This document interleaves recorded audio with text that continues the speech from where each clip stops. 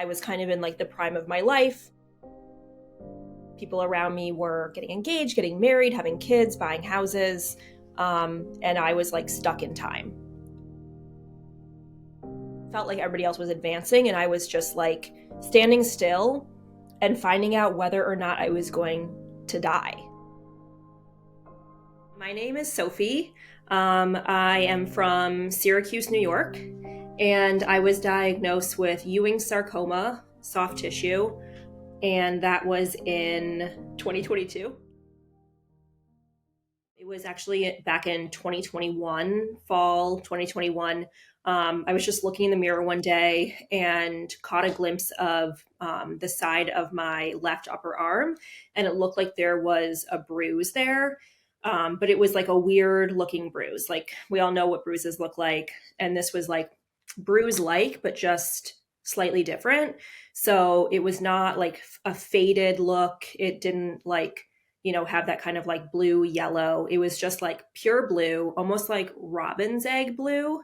And it was pretty much perfectly symmetrical. It was like nickel size, perfectly round. And it wasn't like sore to the touch or anything. It didn't hurt at all. And it didn't come out of my skin. Like it wasn't raised. But when I touched it, I could like move it back and forth under the skin. So at first I thought it was like just a weird bruise and there was like blood pooled under there, like happens with bruises sometimes. But it was like moving as a solid, if that makes sense. So I would like, go like this and like the blue would move as one, and then I'd push it back and it would move the other direction. So that was the only symptom I had. Felt totally fine otherwise. Within like a week or two of noticing that, I went to the doctor because, a bruise typically goes away pretty quickly and it also usually like hurts or is from something. I knock into stuff all the time, but like this was like significant enough that I should have known what I did. So I went to the doctor, and the doctor that I saw, who wasn't my PCP, but who was in the practice, barely examined it. I don't even know if she touched it. She like looked at it and basically was like, that looks fine. You're young and healthy. I was 30 years old and you have no other symptoms. So it's probably a hematoma. So a bruise, or maybe a lipoma, like a fatty deposit. But I'm really not worried about it. If you're like still experiencing symptoms in like 6 months, you can come back. So went home. It didn't sit right with me. Like the fact that she like barely examined it and what she said about it just like didn't make sense with what I was like seeing and feeling. So within maybe like 2 weeks after that, I called the doctor's office back and I was like, I need to get in like sooner. I'm not comfortable with somebody not like taking a closer look at this. And I was told that there were no spots available for 3 months. She thinks it's weird that it hasn't gone away. And she suggests going to get an ultrasound just to get some more information. So I went to get an ultrasound. That took a couple weeks as well, of course. And the ultrasound results were that of an abnormal cyst. So it looked like a cyst, like a fluid-filled sac. But what was abnormal about it is that it had blood flow, which cysts usually don't. So I asked her what that meant, and she said, kind of could mean a variety of things. Like I'm still not concerned, but we have a couple options. Either we like watch it for a few months, you do an MRI to get more information, or you just have surgery to get it taken out. At this point, it's like 4 months since I first noticed it. So I was like, I just want surgery. Like I didn't know anything about what steps you're supposed to take if it's something suspicious because I'd not dealt with that before. And she never said like, I think this might be cancer. Finally, in February 2022, I went and got it removed by just like a regular surgeon, like a, kind of like run of the mill surgeon. And she was great. She also wasn't worried about it. After the surgery, she called and said, like, it went awesome. It was mostly just blood that was in the cyst, and it didn't look weird. I'm not concerned about it or anything, but I'm sending it to pathology, like, just because that's what you do. And so I was like, no big deal, felt fine. It was like a very small incision. And then a week later, she called me and said, "I'm really sorry. I was wrong.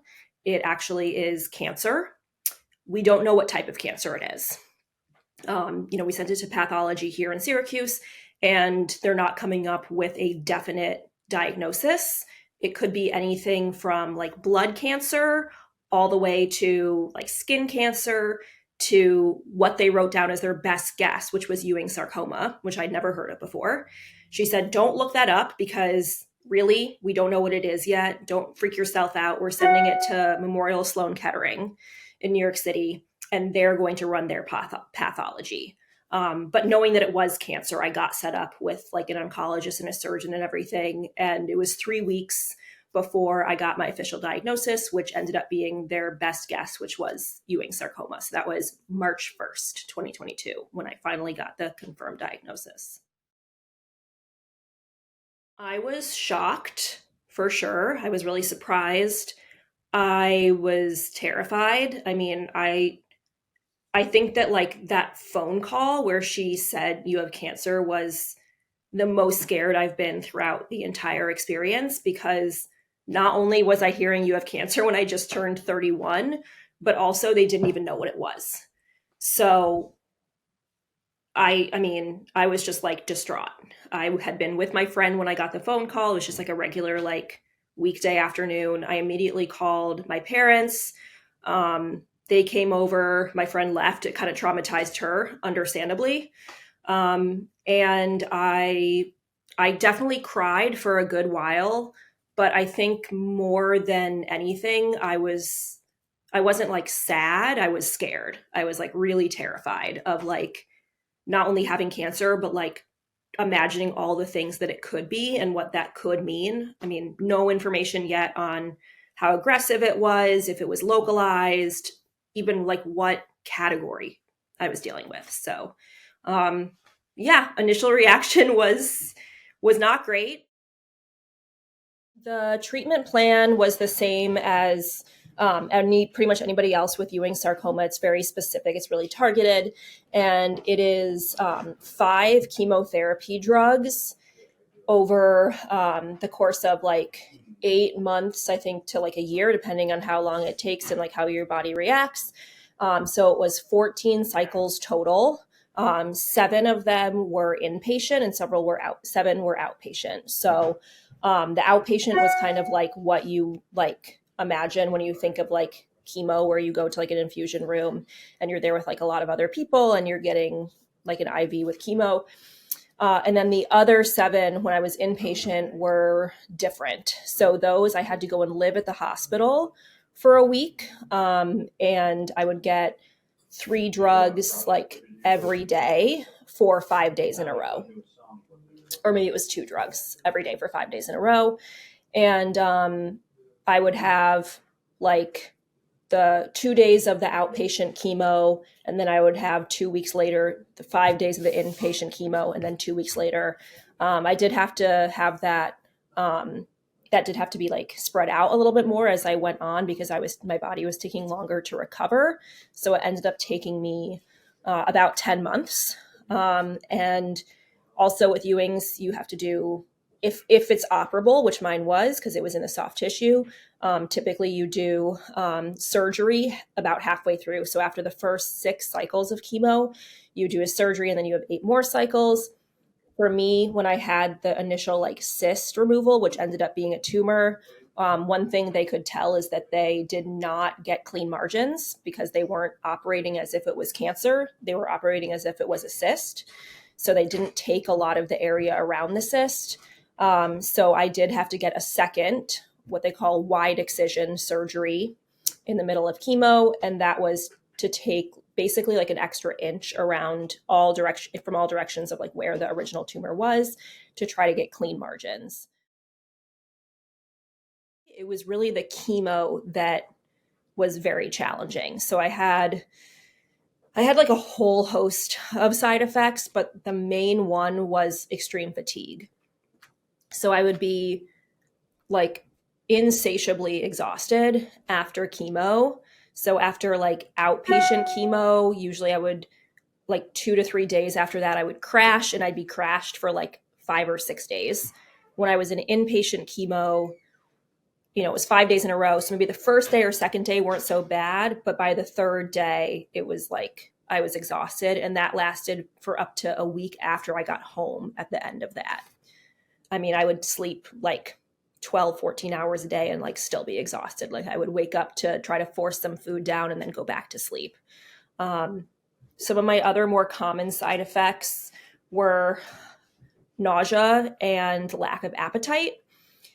I only actually vomited once during my entire treatment, but I would get really severe nausea.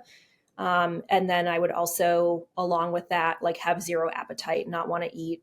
I had like food aversion. Like I knew I had to eat, but it would like really gross me out to see food. And obviously I lost all my hair, like on my entire body. That's a side effect I usually don't think about because it was just like, it just happened. And then that's how I was for the next 10 months. But that was like, expected. I knew it was going to happen, but it was still, not an easy thing to go through.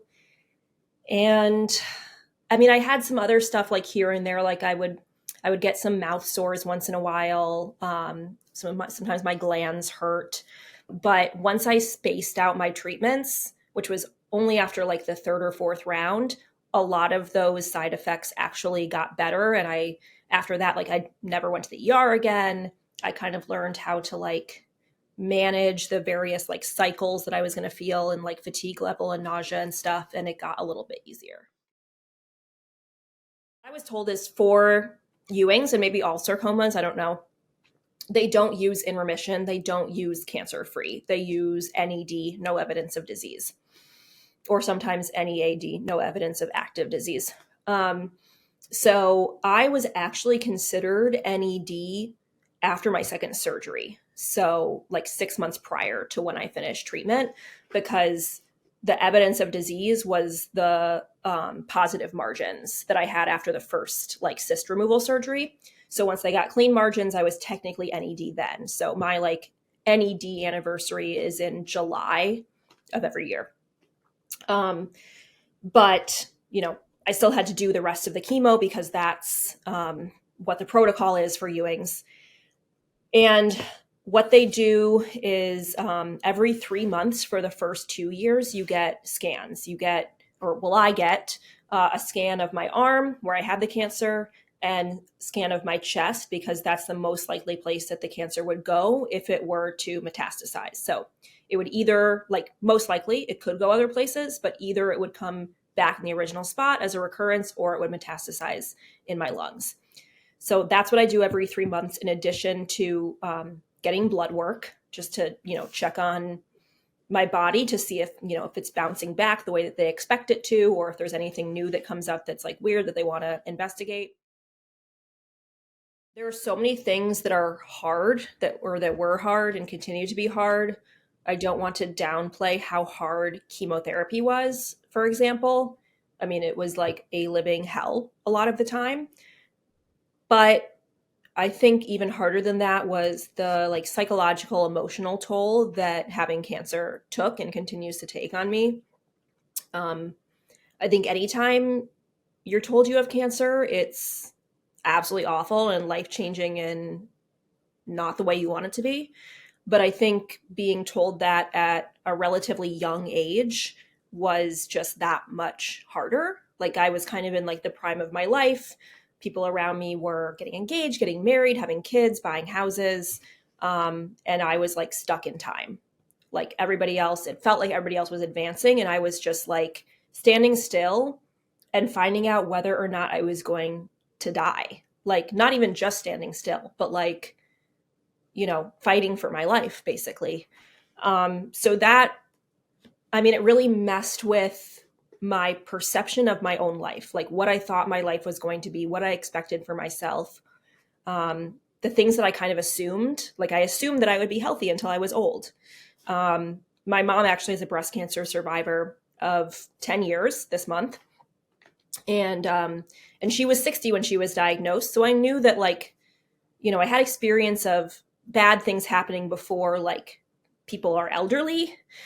But she was 60, I was 30, so I just never saw it coming. So that was really, really challenging. I think that was the hardest part, was like facing my own mortality at a young age when other people in my like peer group weren't even thinking about it. Like it was just a given for them that they were healthy and that they would live long lives. And that's how it had been for me. And then all of a sudden it was just like completely taken away. So that was not easy at all. And I think in terms of like who I am now versus who I was then, it's kind of the same. Like what I miss about myself was the innocence that I had about my expectations for my life and my like hopes and dreams and how I wanted my life to look. It's different now than it used to be. Advocate for yourself. Don't take no for an answer. If you think something is weird or wrong, even if you do have health anxiety, even if you are an anxious person, push anyway, because you never know, and it's better to be safe than sorry. It's better to have something looked at and then find out it's nothing than to not have it looked at, or to have somebody brush you off and you say whatever, and then it turns out to be something serious, potentially at a later stage. So I think that's the like logistical advice I have is push for answers, push for yourself, take care of yourself, make sure that people are listening to you, and get a second opinion. If you are diagnosed with cancer, get a second opinion, ideally somewhere where there's a specialist. In your case, like for me, there was no sarcoma specialist at my local hospital. It's not a sarcoma center. So going for a second opinion at MSK was like, I had to do that to get the peace of mind that I was getting the right treatment. The other side of things, like not logistical side, I think it's really easy to say like, you're like, cancer is tough, but you're tougher, and like a lot of like platitudes like that. So I don't want to say any of that. But I will say that you're stronger than you think you are. I was somebody who was really squeamish, who was really scared of like blood and needles and doctor's offices and all of that stuff. And one of my first thoughts was literally, how am I going to get through this? Like, I'm not somebody who thrives in this environment. I'm scared of all of that. I hate being sick. What if I can't do this? And the answer is like, you just have to, and so you will. You can do many more things than you think you're capable of, simply because that is the situation that you find yourself in, and it's what's in front of you. So one step at a time, day by day, look at what you need to do just to move from one place to another, and eventually you'll be in it, and hopefully eventually you will be done with treatment and living a cancer-free life. And if not, make sure you lean on your supports. Do that anyway, all the time. Find the people in your life who are going to stay and who are going to help you, and they'll help you get through anything.